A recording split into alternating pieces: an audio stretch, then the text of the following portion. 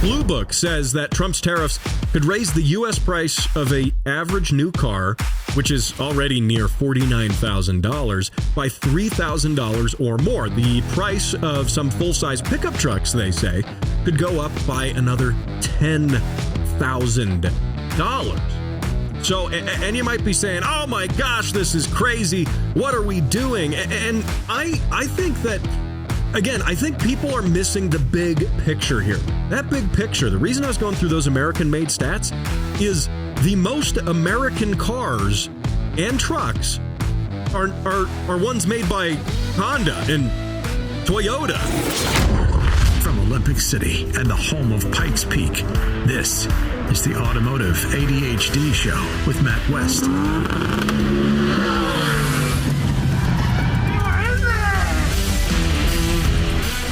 And here we are, rocking it on the Automotive ADHD Show. Matt West here, hanging out with you, talking cars on the weekend. Got a really exciting show for you today. Pop-up headlights. Yes, they are back. I'm being dead serious. They are back. We're going to talk about why they're coming back. Well, actually, the why is obvious because they're cool. But we're going to talk about why they went away as well. And, well, will they stay back? That's the important question. So we're also going to talk about Trump tariffs and how they will affect the automotive industry.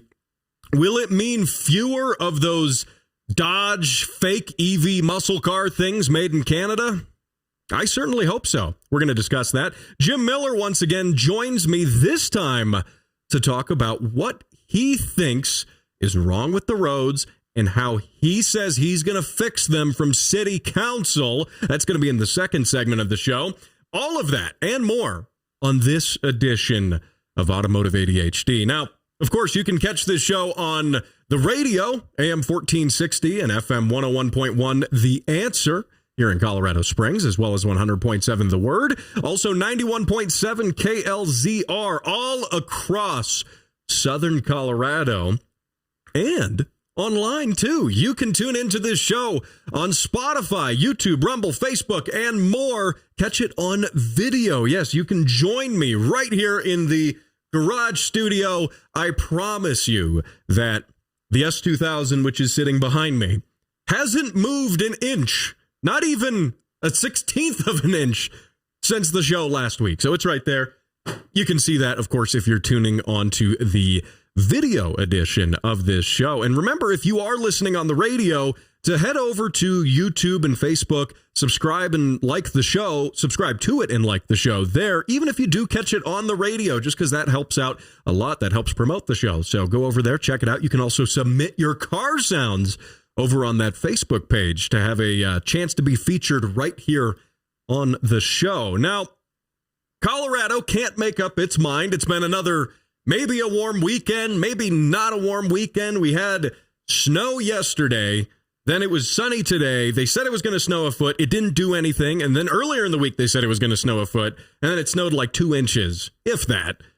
Colorado, I love Colorado. I would not choose to live anywhere else. And I've traveled to a lot of states at this point. I've traveled and worked in a lot of different places on the road. And I always come back to Colorado and say, yeah, this is home. This is good. But I will say, disclaimer, springtime is a little weird here because I can't decide, should I wash my car? Should I not wash my car? Because here's the thing. I have this running theory. If I wash my car, it will snow.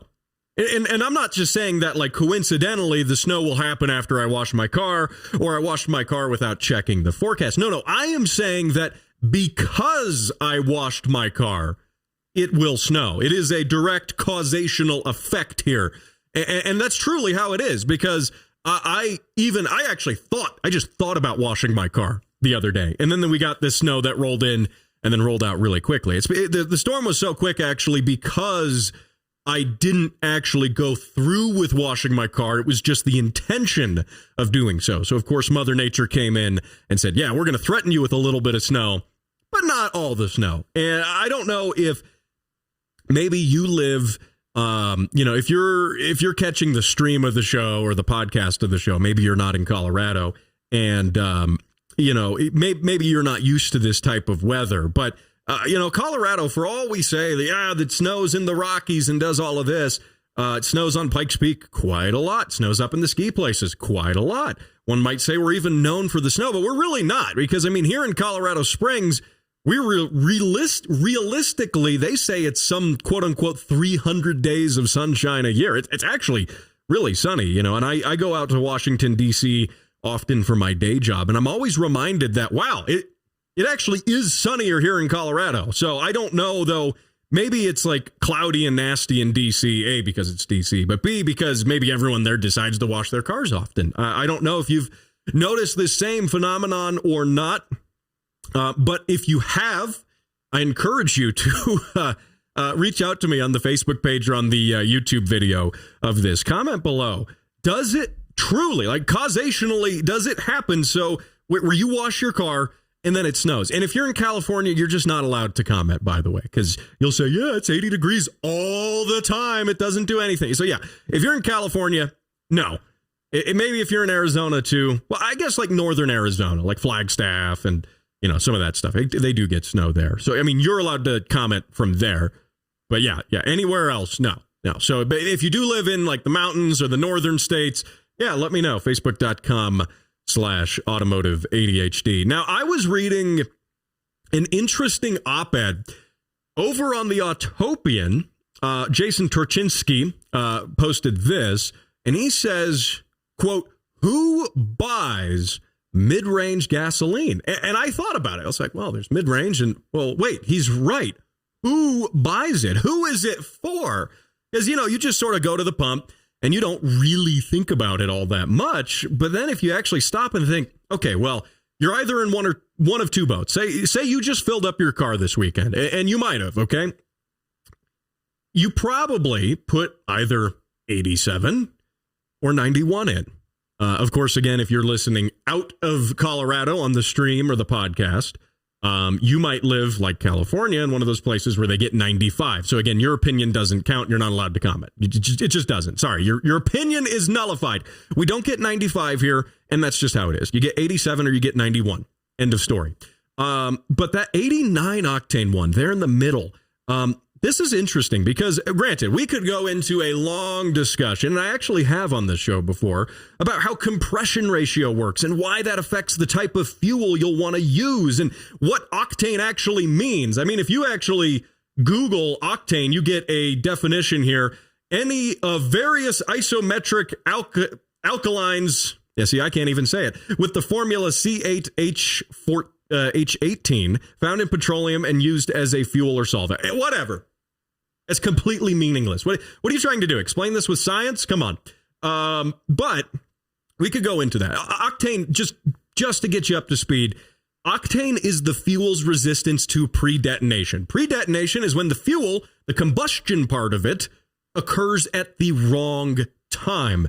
If it occurs at the wrong time, say if your piston is at the bottom of its travel and then you have combustion, the piston has nowhere to go. Well, it does. It goes outside of your engine and then all over the road with your rod bearings and all of that stuff. So you don't want that.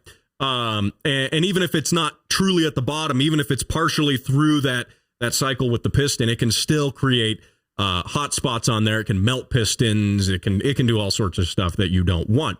Now you might say, well, how do I know what I need? It's easy. Just read your owner's manual. The auto manufacturer, Ford, Chevy, Honda, Toyota, they did all the work for you. They figured it out for you. Just read the manual.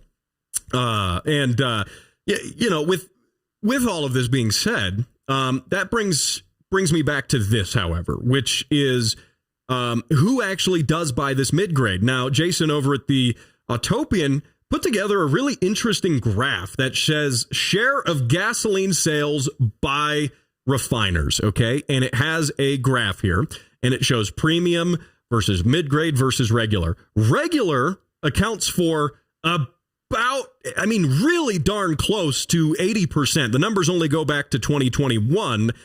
You can see back to 1994 on the numbers.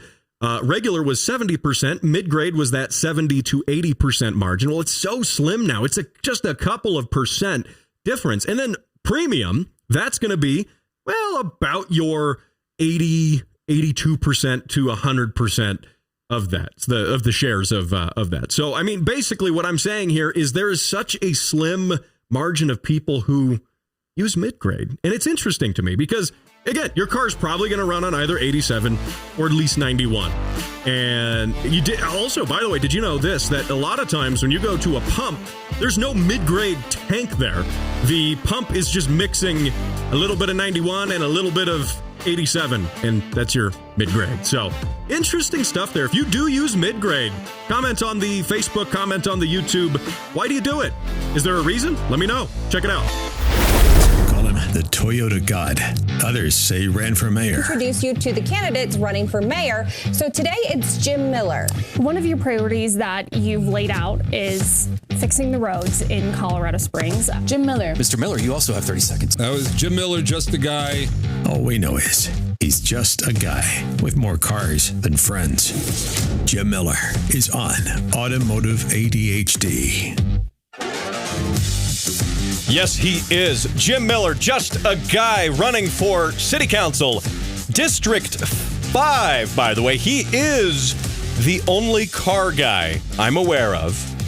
Not just that I'm aware of, he just is the only car guy running for City Council. And I can't speak to every city out there, but in general, car guys aren't running for much. And we complain as car guys that, you know, oh man, these stupid ordinances suck. The code is getting on me for this. The tint, I got in trouble for XYZ tint in the city. Whatever. As car guys, we kind of keep to ourselves. We like our own freedom. We want to not be out there bugging too many people. But as a result, too, I think we get trampled a bit politically. Yeah. I think we do. Yeah, 100%. I mean, we're kind of reclusive. We're a little bit, for the most part, we don't like politics. We don't like politicians. We don't want to deal with any of it. We think it's ridiculous and just foolish most of the time. And we're like, what? This person didn't even do this, and they're just making up stuff that apply to things that I do. So yeah, no, we're a group that doesn't really get involved with the system a lot, but we do pay for a lot of things. We pay for a lot of roads. We have a lot of taxes and parts and stuff we get. We fund a lot of things, registrations. There's a lot of stuff that we pay for. And, you know, car people and old number two people, we do a lot of funding. We pay for a lot of things, and we have very limited representation, especially as car people. We don't hear people going, hey, man, not all of it's speed racing. Right. Street racing, speed racer. I watched Speed Racer with my 4-year-old niece. So I was showing her what a speed racer was with the cheesy pose. Yeah. With the scarf. And you're like, whoa, this dude's like super cool. And you're like, even with the scarf. And then everybody yells at you like, that's an ascot. And you're like, well, I don't know. I don't know what that means. Sounds inappropriate. But yeah, car people are just, we're not represented. Nobody cares about us, and everybody takes advantage of us. And I would like to encourage, especially because ballots just went out, yesterday? Yeah, yesterday. Yep. Ballots went out in the mail. If you're in Colorado Springs, you should have that ballot in your mailbox any time now. Any second, actually. Any minute, any day. Yeah, look out your window right now. The mailman's walking up. Yeah, and if you do live in the Springs, I mean, go register to vote. Get some representation so you're not just totally screwed over on all these weird ordinances and rules and just a government overreach about your private property and your private property. It's your car, your stuff. You should be able to work on it, do what you're going to do. You're not a criminal. You shouldn't be getting in trouble, and they shouldn't be putting everybody, oh, it's street racing. And you're like, no, I was really just speeding. I don't know any of these other dumb people. I just wanted to rev it out and see what it sounds like because I work too much and I'm way overtaxed. So I figured I might as well use these potholed roads because how's the Springs become? Nothing. Everything's closing except for what? Walmarts and potholes. So it's the only thing staying open in town. Yes, indeed. Now, speaking of potholes, by the way, that's a good segue there. Speaking of potholes, what is your take on fixing the roads here in Colorado Springs? And that question came up before, too, even in your own open that you have back when you were running for mayor. Yes. And I said, I'll fill it up myself and find out who's supposed to fill it up. And if they're not filling it up, I'll get them fired and find somebody that wants to fill them up and is supposed to be taken and being accountable. There's no accountability for this stuff. I don't know if we can even find out who exactly is in charge for making sure that is all done. I'm sure it's something on the interweb. We need to find out and get a little more detailed with some of that. Yeah, well, and I know that there are systems in place where you can report potholes. The app, the Go COS app. And I don't know if I've ever seen, and maybe it's just me, but I don't know if I've ever seen a pothole get reported and then some contractors or whoever come out, maybe a week, 2 weeks later. No, it doesn't happen. In fact, the pothole actually doubled in size in the amount of time it took for you to report that and someone to go, yeah, maybe we should fix that pothole. I'll tell you this much. Even that new concrete they put in for a bunch of the sidewalks already in my neighborhood, that stuff's not even, a year old yet, is it? No, yeah. No, and it's already chipping away at the top already. Well, and have you driven? Mine's already flaking the top, the concrete sidewalk stuff they put in. Yeah. Hey, you know what I suggest? You know what? Be a little...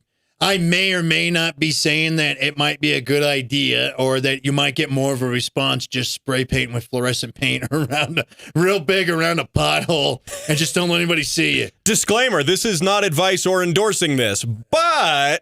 It may or may not work. I do not know. Yeah, well, and and it's not just potholes.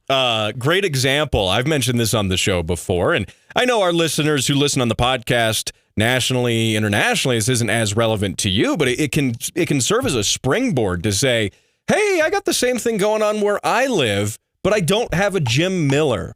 Maybe I need to be the Jim Miller in my city.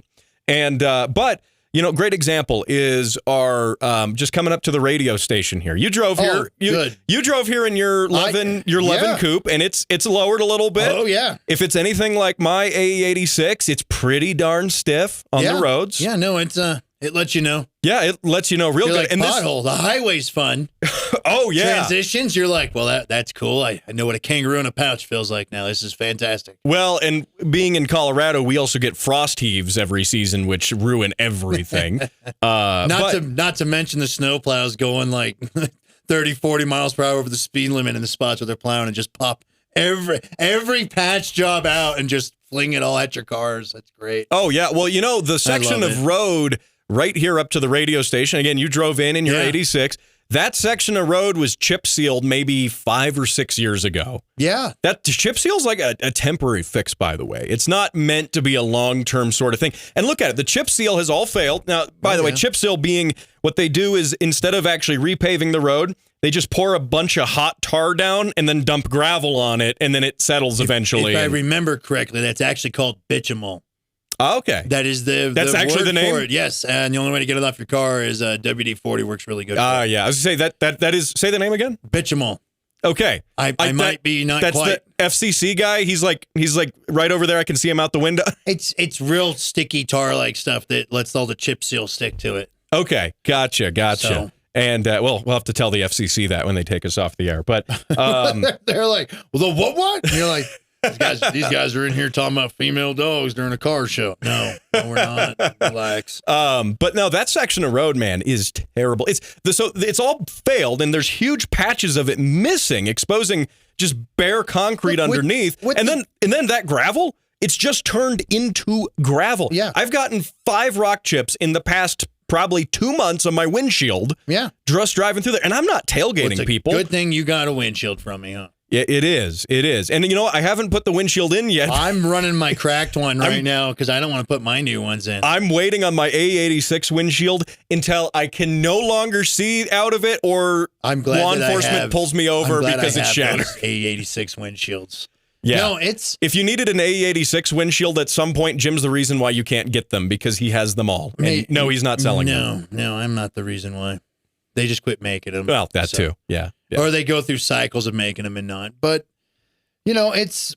politics is terrible, miserable stuff. I don't like politics. I don't like politicians. None of us do. Most of us don't. That's why regular people that care or want things to be like, hey, man, don't bother me. Let me live my life.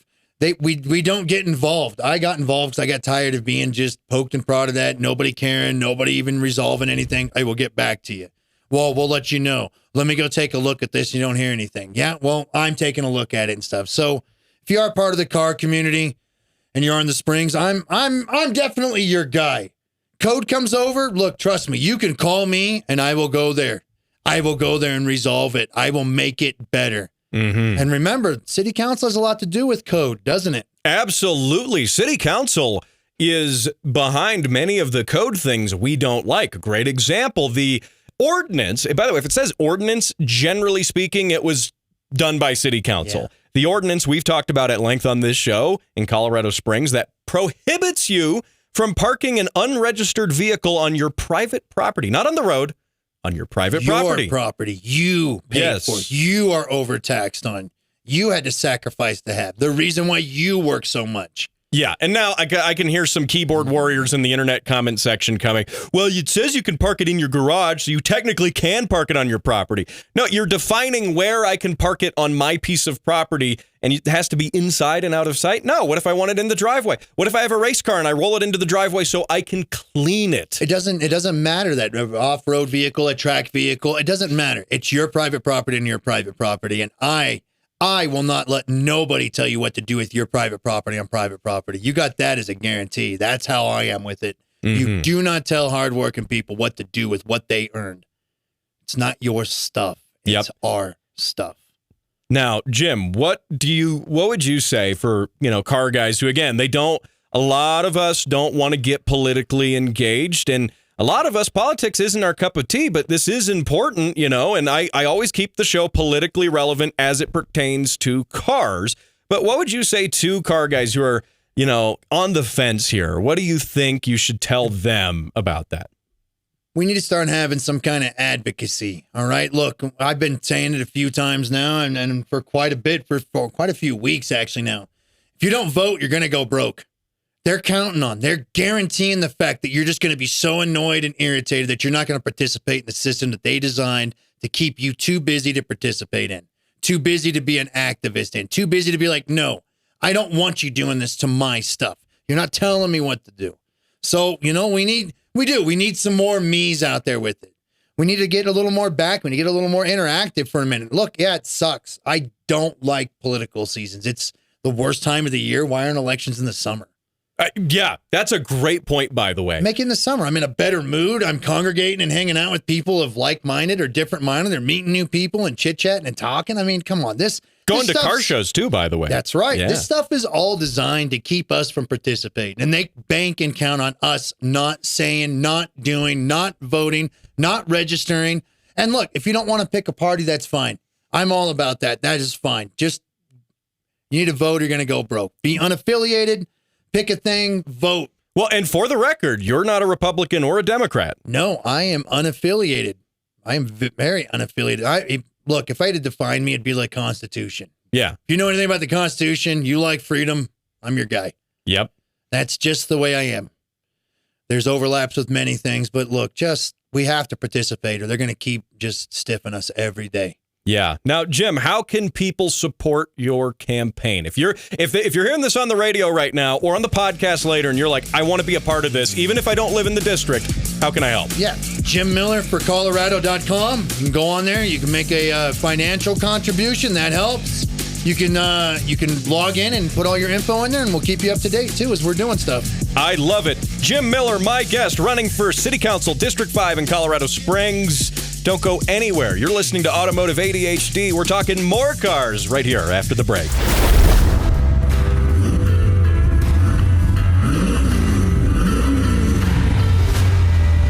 This is Automotive ADHD with Matt West.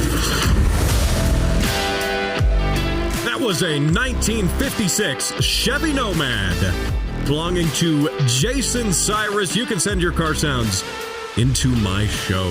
Facebook.com/Automotive ADHD. I am Matt West, talking cars with you for the weekend. And I was just thinking of this in the break after talking to Jim Miller.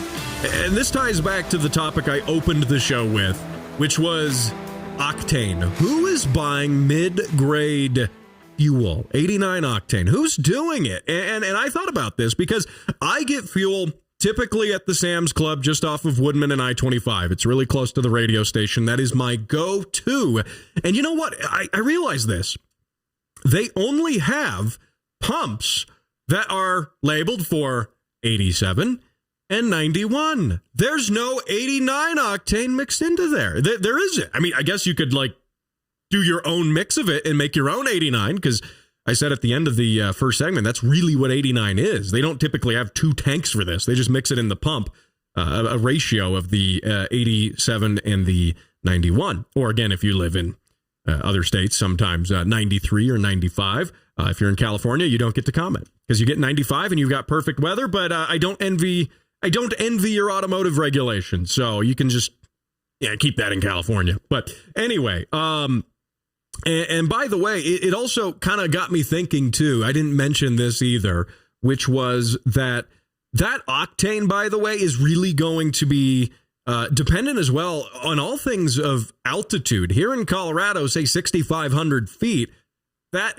your compression ratio is effectively lower, by the way, at a higher altitude here. So because the air is less dense, so you have this less dense air being crammed into the combustion chamber. And then that's being compressed. It's effectively lowering your compression ratio when you think about it, which then would mean that at higher altitudes, you could, in theory, run lower octane fuel. Now, I haven't experimented with this terribly too much. My S2000, for example, which at least with the factory engine, which is not in there anymore, but with the factory engine, I think the manual called for 95 octane. I'd have to go dig it out of there and find it, but I think it really did. And that's because factory, that's like 11.1 to 1 compression. I think that's what it was on the F20C. Don't quote me on that exactly. But here at Colorado, we don't have 95. So I just run 91 in it and it was fine. It was always fine. It's not like I just didn't even have that as an option. So also, granted, with turbocharged cars, your mileage may vary. Both literally and figuratively, but your mileage may vary because when you're turbocharging a car, you're taking more air volume and cramming that into the combustion chamber. And that, again, is going to increase your risk for detonation. So you're going to need a higher octane fuel that is more resistant to that pre-detonation. So also, of course, if you turboed your car yourself, you probably don't want to follow the instructions in the owner's manual because those probably aren't relevant anymore. And also, if you turboed the car yourself, it's probably going to blow up either way. So I don't know. Just send it. Just send it. Whatever. It is what it is. But now I promised I would talk a little bit about Trump tariffs and what do they mean for the automotive industry. And you may have watched Trump's address to the joint session of Congress and saw the part where he mentioned the automotive industry. He said, we are going to build back the automotive industry and we're going to make it American. He said that that's what we're going to do. And part of his intention for doing that is tariffs. So let me throw some numbers at you first, though, because typically, generally what he's wanting to tariff is Canada and Mexico. Mexico, by the way, contributes for about 3 million cars imported into the United States. Canada is at 1.1 million cars imported into the United States. Now, you might be saying, well, I didn't see, when was the last time I saw a Mexican car company with a Mexican car driving around the road? You actually have. I guarantee you have. Did you see that? If you're driving right now, look around you. You'll see an F-150. I guarantee it. Yeah, it's made in Mexico. That's a Mexican car at this point. A lot of your Chevys, your Dodges, your Toyotas, the pickups, they moved a lot of that to Mexico, a majority of that to Mexico. And let me take a look at this, too. Cars.com reports their American-made index. This is the 2024 rankings, obviously, because the 2025 ones aren't out yet. The number one vehicle for having the most American-made parts, being the most made in America, is the Tesla Model Y. That's followed up. You want to guess? You want to guess what's underneath that? I'll give you a second.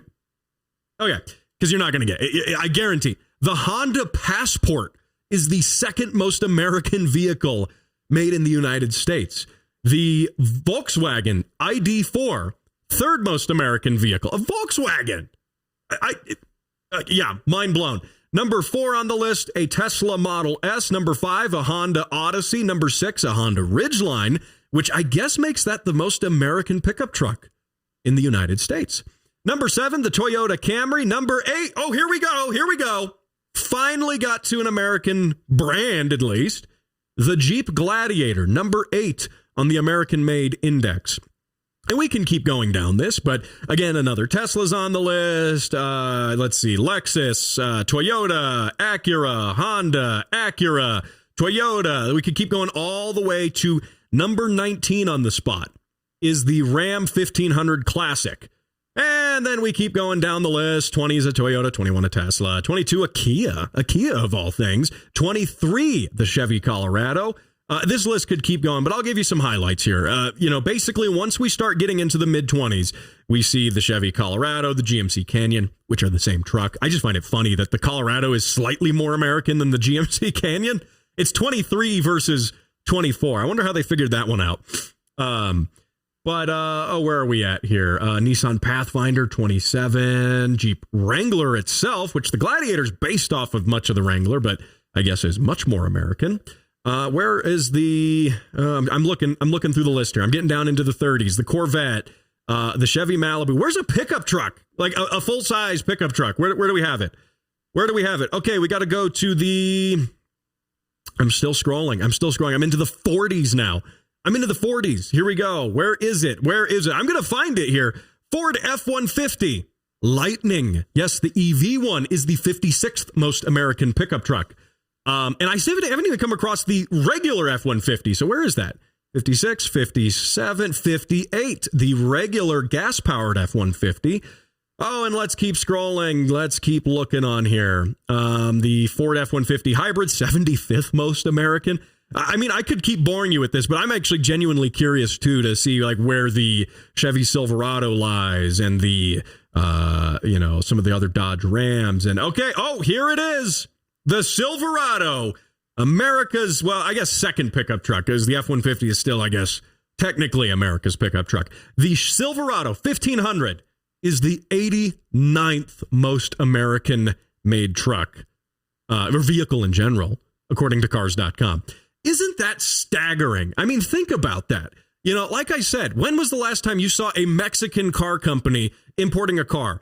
You haven't. And yet, Mexico contributes over 3 million or about 3 million vehicles brought into the United States. And so here's the thing, and we'll continue this into the next segment, but here's the thing with the tariffs. We're going to talk about the impact of those tariffs next, a little bit more in the next segment. But, I think everyone's really, and I'm not going to, come out with a hardline, political party stance on this, in this segment, but realistically, people are talking about, yes, there's this short-term impact and maybe even medium-term impact of the tariffs. Is it going to make stuff more expensive? Yeah, it's going to make stuff more expensive. But what is the big picture of this? I think I can tell you what some of that big picture idea is, seeing that the Chevy Silverado is the 89th most American vehicle made. 89 on the list? Really? Yeah. We're going to get more into this and maybe even talk about the return of pop-up headlights. That's all coming up right here. You are listening to Automotive ADHD. Remember, you can catch this on the radio, on video as well. YouTube, Spotify, Rumble, Facebook, and more. Don't go anywhere. We're going to be back right here after the break. Sure, Toyota's a beauty, all right. But how do I know it can really take it? You asked for it. A demonstration of Toyota toughness. Toyota trucks are built tough with a rugged steel frame to handle stress, a tough steel bed to handle up to 1,100-pound payload, and a 5-speed overdrive transmission that helps save wear and tear on the biggest displacement engine in its class. If you can find a better built truck than Toyota, buy it. Quality. You asked for it, you got it, Toyota. He's the nut behind the wheel and behind the mic. This is Automotive ADHD with Matt West. Yes, it is. You thought you tuned into like NPR or something, right? You're sorely mistaken. That's for sure. You've tuned into the #1 car show on the airwaves out here. The only car show on the airwaves, technically. So I win by default. But before the break, I was talking about tariffs. How are the Trump tariffs going to affect the automotive industry. And man, this is a complex issue. This absolutely is. But if you're just tuning in now, I was making the point, according to cars.com and their American-made index, the Tesla Model Y is the most American-made vehicle. Everything from the actual production process to the parts sourced within it. We'll get more to that. And the Chevy Silverado 1500, 89th. And between all of that, tons of Hondas, Toyotas, Volkswagen. Come on. Okay. So where we're at with this, we have an automotive industry where one of America's top trucks, the 1500 Chevy Silverado, is 89th on the list. The Ford F-150, it's in the 70s on the list. The F-150 Lightning is significantly more American than the regular gas-powered F-150. This is the world we live in, and that's why I was going through these stats, was to kind of paint this picture. This is the state of the automotive manufacturing world right now. And what will these tariffs mean? Well, firstly, there is a article from the AP which states, quote, if the president goes ahead with 25% taxes on imports from Canada and Mexico, he will disrupt more than $300 billion in annual U.S. automotive trade with its two neighbors. He will wreck supply chains that have been operating for decades and likely push up the already forbidding price of new cars. Editorial note here, new cars are very expensive already, even pre-Trump administration. They were already getting way up there. And by the way, in the United States, we are missing, by the way, I saw this stat too. We are missing auto payments now, like missing them, late payments on a level we have never seen before. And that was even coming from last year too. So, what will these tariffs do, though?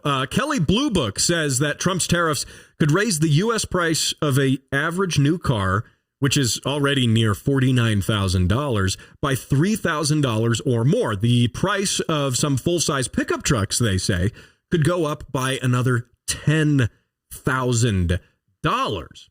So, and you might be saying, oh my gosh, this is crazy. What are we doing? And I think that, again, I think people are missing the big picture here. That big picture, the reason I was going through those American-made stats is the most American cars and trucks are ones made by Honda and Toyota. Well, not even Toyota's trucks, but their cars and stuff are Honda, Toyota, Tesla, all of that. So, you know, Tesla is the only real American company on that list. Yes, I get the argument that Honda USA is a American company. Toyota USA is an American company, but they answer to their Japanese counterparts. Ultimately, they do. So, you know, the big picture here is I think that what Trump wants to do is he wants to bring a lot of that manufacturing back. Now, companies aren't typically in the business of losing money. And when they do lose money, they like to pass that on to the consumer.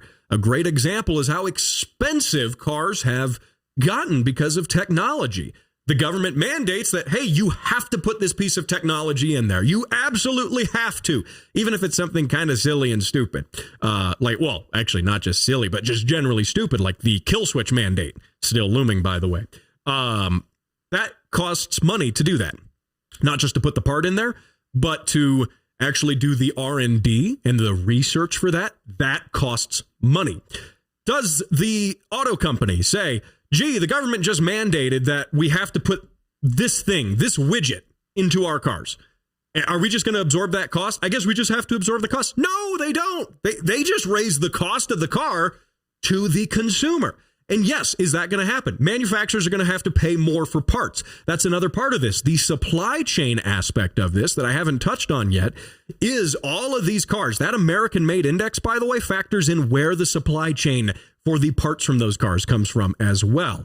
And you've got Ford, Chevy, all these manufacturers not only making vehicles in Mexico, right? You have them sourcing parts from Mexican companies, from Taiwanese companies, from Chinese companies, from German companies. All of this is being brought in. Now, granted, when everything's assembled with all those parts in Mexico, then you pay the tariff on the car as it crosses the border, right? You're not paying the tariff on each individual part because those came into Mexico, then they were assembled, then the car itself gets tariffed going into the United States, right? Okay, just clearing that up. Now, granted, even if you bring manufacturing in the short term into the United States, you say, hey, Ford, Chevy, Dodge, we are all going to open up new plants here. We're going to put billions into new manufacturing here. Great. That's going to create a lot of American jobs. But even in the short to middle term, I would say, the medium term, if such a thing exists, you're going to have increased costs from the parts that are still coming from China, from Taiwan, from Europe, from wherever. Right. So the idea here, too, is to incentivize manufacturers to then bring some of those parts in-house or at least start using American suppliers. Big picture here. The idea is bring the manufacturing back to the U.S., but also bring the supply chain back into the U.S. And what do you do when you do that? You create a ton of jobs. You create so many jobs. The problem is, and what I have yet to see is, will the American public, will the taxpayer bear that burden until that happens? Because it's not happening overnight. In fact, Trump wanted to impose the tariffs earlier. Then they were delayed by 30 days. Now we're looking at April 2nd as when the tariffs will go into effect. So what does that mean? Well, is Ford, is Dodge, Chevy, are these companies going to spool up billions of dollars of new manufacturing facilities and new supply chain by April 2nd? No, they're not. They're absolutely not. So what I want to know, and I want your take on this too. I know I just sit here and I monologue and I talk, but I want your take on this as well. You can interact with the show on Facebook, on YouTube, and all of those places, and you can comment on it. What do you think in terms of bearing the load of this? Because we as the consumers are going to be ultimately the ones bearing the load of this. There's a big debate on whether tariffs work in principle. Yes, it brings more jobs in. Yes, it creates those jobs. It creates those industries. Therefore, it employs more people, and therefore those more people have more money and can spend more money on more goods and services. Great.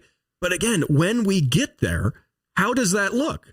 I think that one of the big determining factors on the success of this will be coming up in Christmas time. And Christmas time in 2025, people are stretching their pocketbooks a bit. They're buying things for family. Work might be stressful. They're trying to get everything done before the holidays. That's when people seem to be kind of edgy, especially when it comes to money and things like, say, tariffs, for example. Not to mention if those tariffs are going to be on goods that they're purchasing around the holidays. So a lot of people who are gung-ho for the tariffs right now, will they have the same opinion come the holiday season here in 9 months? Will they still be that way?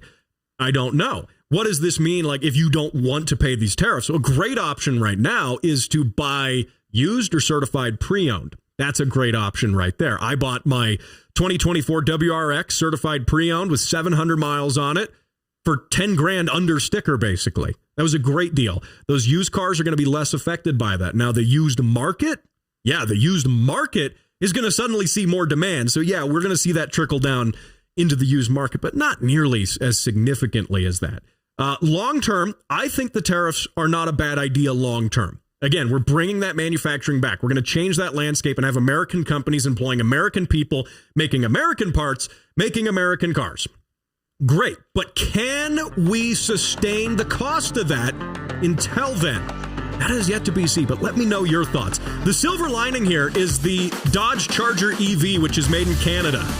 Maybe fewer of those will get made. I don't like that car, if you haven't noticed. It's not a muscle car. Let's get rid of that, or at least make it here in the United States. So, hey, you're listening to the Automotive ADHD Show. We're going to talk about pop-up headlights on the bonus edition of the show. That's right here on the podcast after this.